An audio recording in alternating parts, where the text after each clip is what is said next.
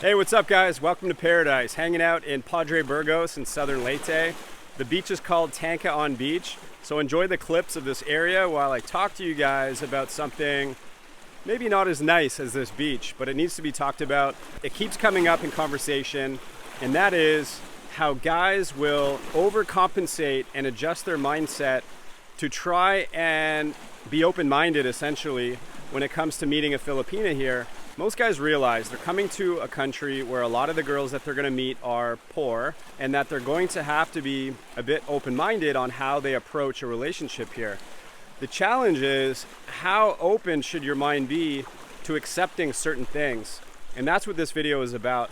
Two examples that I want to give you of guys that I've chatted with on how they tried to be open-minded, but what happened in the end is they got burned because they became vulnerable to getting scammed and basically just being taken advantage of for having money. First example, here's a guy that fell in love with the girl for obvious reasons that he described as being cuter than any girl I've ever been with, more affectionate, more caring, more sweet, and he absolutely loved it. And so the first few months were basically him just living a dream essentially. But what happened was, after a few months, this is after he's already met the family and they're already at a point where they're considering each other, you know, very serious, planning on staying together forever kind of thing. Well, the dad approached him and asked him for a loan, a significant amount of money that he said he needed for some things that they had been wanting to work on their property, something like that. At first, he didn't have an issue with it because he was in love and he came with that open mind where he knew there was going to be some level of support that he was willing to provide her and the family. The dad asking for this large lump sum of money was sort of above and beyond what he was already doing. With the dad promising to pay him back, he kind of had it in the back of his head that all will be fine. Fast forward a few more months, no payback, but another request for more money. And that's where things started to get a little bit where his gut was kind of not comfortable with it.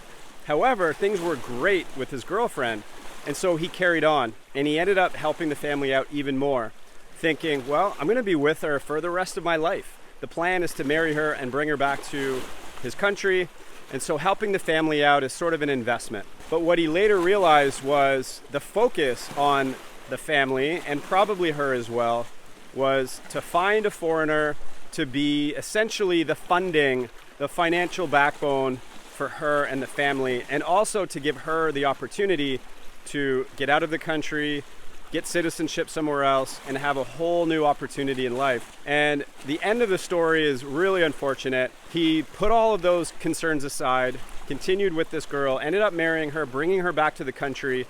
Fast forward now a little while, she's now established in his country. She now has her citizenship or whatever legal residency where she's independent to do whatever she wants there. And that's when he found out that she had been sleeping around, dating other guys, playing her options essentially, now that she is fully set up.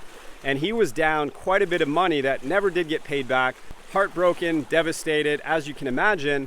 And his reflection on it was, these things were red flags. These were clear red flags when, you know, the family is approaching him for a large amount of money, not fulfilling their promise to pay back, but also the conversations that he had with his girlfriend on how she was sort of justifying it and just reassuring him, validating the loan, and just sort of like redirecting him essentially. And it took, after all of this happening, for him to sort of see these other red flags that he overlooked completely because of his approach to meeting someone, this new way of thinking about a relationship. He said, you know, back home, he would never consider anything like that. He would never be willing to move forward with this kind of thing. But because he was coming to the Philippines, because he knew it was going to be different, and he knew he was likely going to meet someone that came from a poor family, that he was going to have to change the way he was thinking.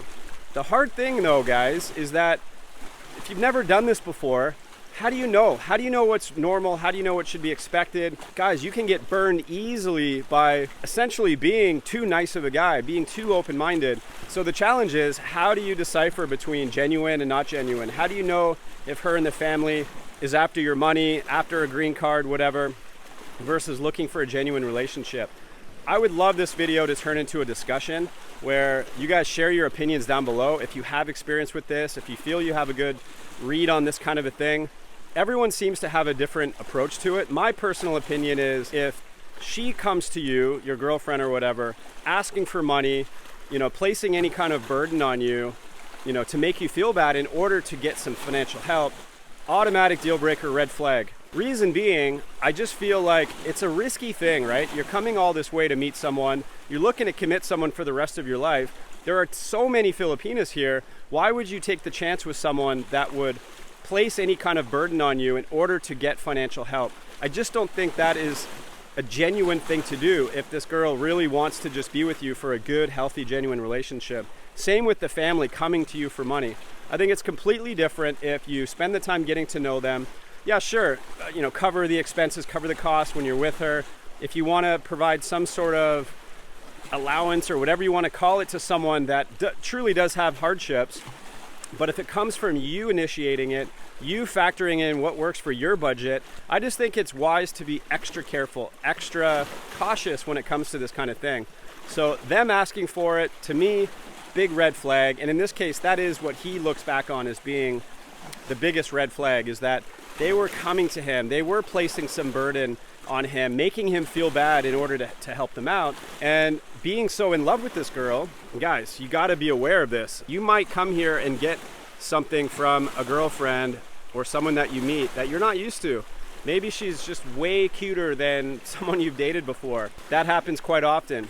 Maybe she's way more affectionate, way more sweet, way more caring, doing things for you that you're just taken back by, and that makes them feel that much more obligated to want to help them. And that's okay. I'm not saying don't do that and don't be open-minded, but it's all about finding the right balance on what's appropriate, what's genuine, to avoid getting burned like this guy.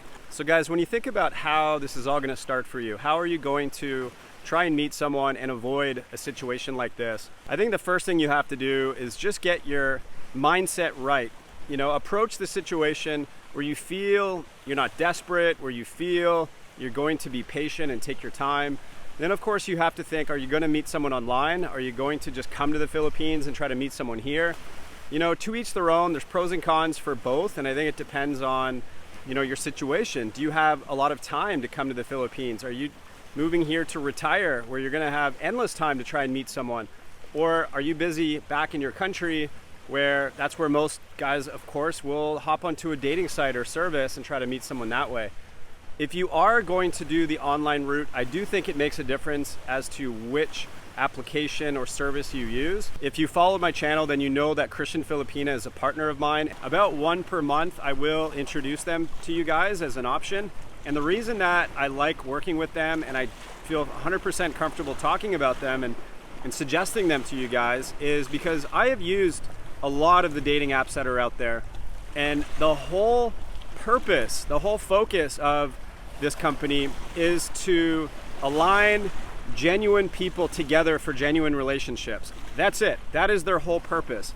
And they do everything they can to eliminate profiles of people who don't have genuine intentions. If they spot anyone that comes across as any kind of scammer or mentions money or anything like that, they're eliminated from the platform. So there's a link in the description, no obligation. Check it out, see if it's a good fit for you. They have different options. I wanted to introduce to you in this video because it aligns perfectly with what I'm talking about. Anyways, guys, so I have another example of a guy that I recently talked to. This guy met a Filipina, he fell in love, they had great experiences together, and he said one of the things that he noticed right away when he visited her and he visited the family is how adjusted they are as people that don't have much. And I can vouch for that. The majority of Filipinos that I've met that don't have a lot of money, that are living a simple life, they're happy. They've learned how to function with not having much.